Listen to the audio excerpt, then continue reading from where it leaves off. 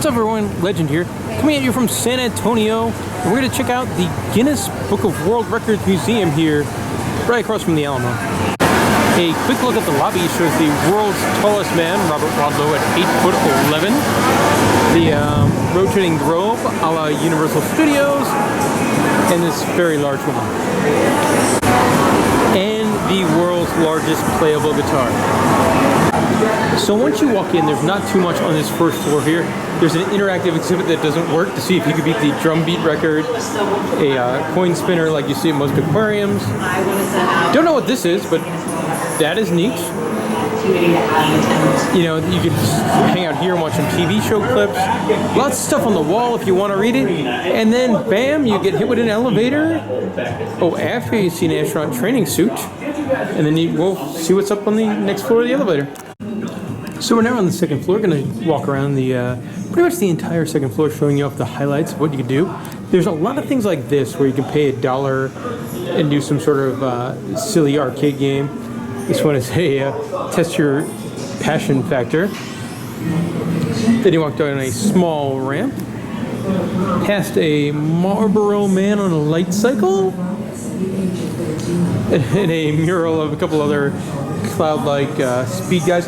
Then it takes you to one, I think is one of my favorite parts of the museum, is this thing over here, the Guinness database, which is a small exhibit, and it's something that probably will not come off great on YouTube. But it's like a whole bunch of small, like hologram type displays, kind of a Pepper's Ghost effect going on, but it's actually really neat. The loop is not very long. So you can see the whole thing in probably a minute or two, but it's probably my favorite part of the museum. But time to continue on to Guinness Town. Yes, Guinness Town. I will give the people at the Guinness Museum points for theming, as I love a good themed environment, and this definitely qualifies as that. You walk through here, it definitely feels like you're in a town of some type. Start off by a quick trip to the bank. There's not a lot in the bank. Just a couple different flat displays and another arcade game you could get your pay extra to do. This I thought was cool. This is the Guinness Apothecary, but I like what they do here, where it's simple but it works really cool. Where you walk right through a silhouette of the world's heaviest man. And then, if you wanted to, you could try and walk through a silhouette of the world's shortest woman. And then there's another one right here of the world's tallest man. Got a couple different things over here, sort of comparing yourself to the largest legs in the world or the biggest biceps in the world. A couple of interactive devices that use two TVs. An old-timey bike and a game that doesn't really do anything. But let's exit the apothecary and continue our tour. I do like things like this, just because I feel like I'm in some sort of weird 80s music video. And again, a cool photo op. Gonna go in here to the Guinness World Records Gamers Zone, which is cool. Like a whole bunch of exhibits if you wanted to read things about like the records of games and stuff like that. A lot of stuff in here to do that. Now, one thing I was bummed about, they say they have a display over here to play a Nintendo 64. They talk about the bestseller, but then Mario does not have the toggle. Like right there, you can't play this game without the thing there. And there's no thing there. Like I can wake him up. I can't even wake him up at this. Up there he goes. Yeah, but I can't move him. See? Yeah. So that is disappointing. But then one cool thing too, if you have kids, they do have a couple other games here. Some of them work, some of them don't on free play mode. I do love me some Super Smash Brothers. Super excited that they just announced that new E3 one with like every Super Smash character ever is going to be in the game. And there's something like this where like I could definitely, if I had friends here, I could sit and play the Simpsons arcade game for a good 30 minutes. And it's on free play, so you could play. I think it's on free play. Oh, it might not be on free play. Oh, it's not. Wait, no, it says. Okay, the token machine doesn't work. Oh, maybe the game doesn't work either. Oh, that's disappointing. Wait. Okay, the game does work. So like that's cool. You can play that. A bunch of these games don't work. Simpson one does work. So that would definitely help you out. Now let's exit the gaming area and see what else is next on our tour. And it's kind of thing like I love places like I've been to a lot of cities where they have like the arcade bar and you can go play you know, Simpsons or Turtles in Time and things like that, all on free play, and I think it's really cool. Next up is the police station, and there's nothing really in here. There's a memory challenge thing that doesn't work. There's another one of these things you pay extra for. It's a palm reader. They're playing the Indiana Jones movie. The palm reader does look pretty neat though. That is cool. And a Guinness trivia challenge. This one does work, so that's good.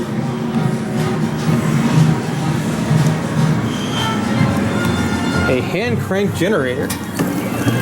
Oh, nope, that doesn't. I don't know what that was supposed to do. Now, this is one of my favorite things in the entire museum. Just like the simple gags, things like this. Contortionist missing.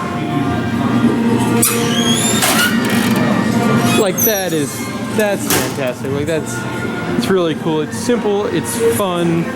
Like, come on, how could you beat something like that? Let's see, where are we gonna go next?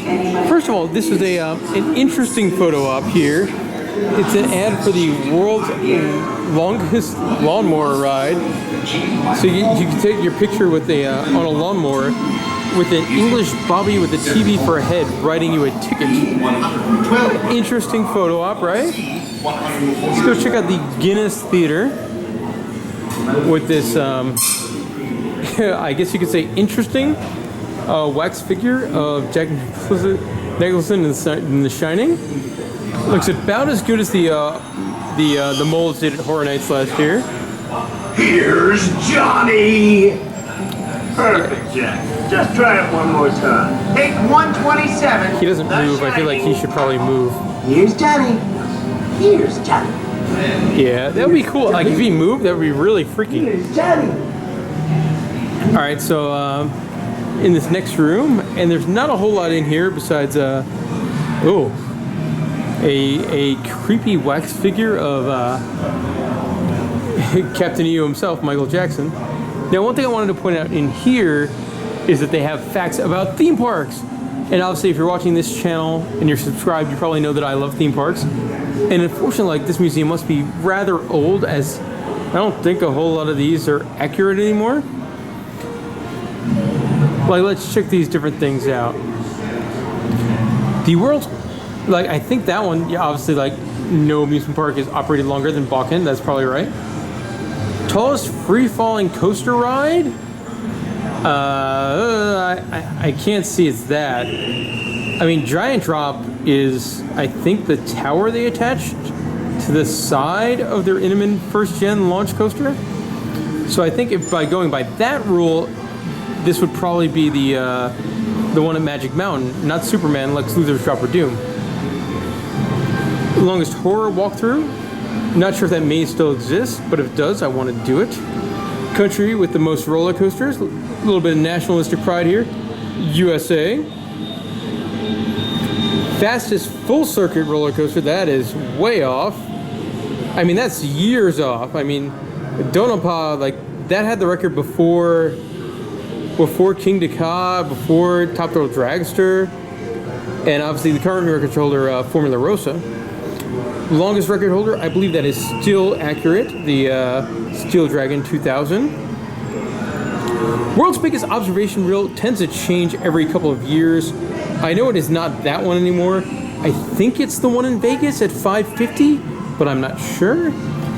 And theme park with the greatest number of roller coasters, well, it is no longer a tie between Magic Mountain and Cedar Point, as Magic Mountain has taken the lead. Anyway, I'm sure you guys, the coaster people, would love that section of the exhibit. Let's finish up here on the second floor. You got news and magazines. Not much in here besides the tallest bowling ball stack. Some dudes stacked 10 bowling balls on top of each other. I'll say would kind of like to see that. That seems pretty cool. Let's wander past the lawnmower, the Curio Shop. And some interesting things like this, like you can see the world's smallest book. Let me see if I can get this on camera. There it is, through the magnifying glass. The world's smallest book! And then there's not much in here. There's a big, like, piano.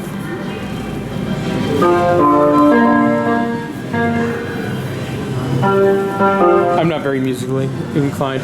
Obviously, like, you see the Green Ranger helmet, so you gotta go figure, like, the Green Ranger, what the hell is that about? So go find out. And actually, this one's actually pretty cool.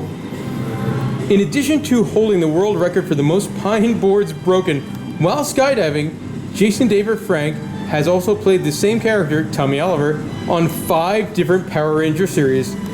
And that's his autographed helmet. Like, that's pretty cool. I grew up watching the Power Rangers in I think one of his series. Not all of them, but at least one. All right, let's see. I got an interactive thing here for the tallest building demolished.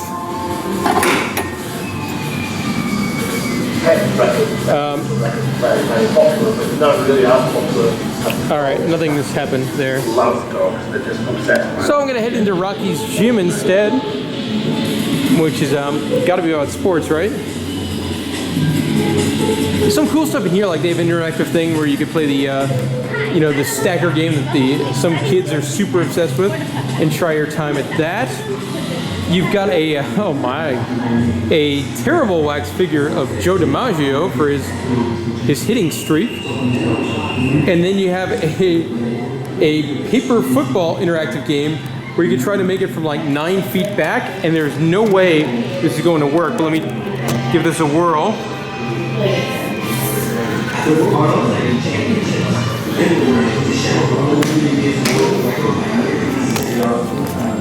So that didn't go in, but it was way more respectable than I thought. And as a guy that, like I was born in '85, so like when I grew up in middle school and high school, we used to play kind of things like that in the lunchroom all the time. So that brought back some good memories. I like that. Very, very simple interactive game. Moving along, you've got a nice photo op here if you want to picture yourself as the world's heaviest person. And then you got some weird stuff over here. Like there's this back alley with this ad for a missing cat. And I played with everything in here, but nothing is about the missing cat. And then there's a danger about the flammable gas with this thing you pull, and you pull the tail and a cow farts, and it keeps farting. That's the entertainment that I paid for today.